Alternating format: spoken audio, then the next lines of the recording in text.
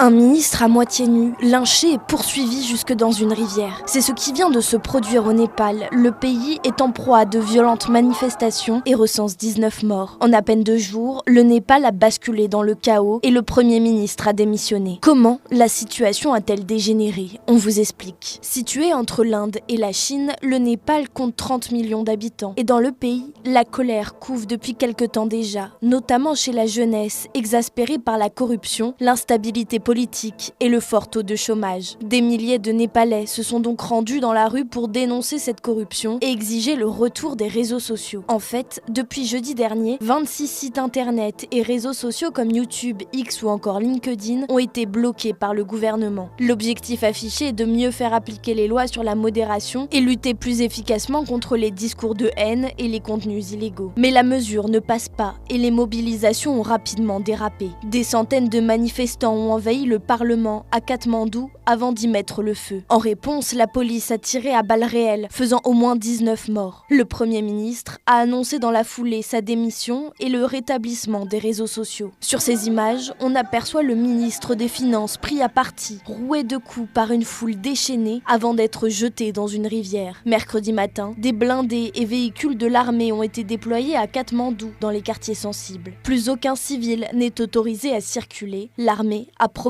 de réprimer sans hésitation tout acte de vandalisme, de pillage ou d'agression.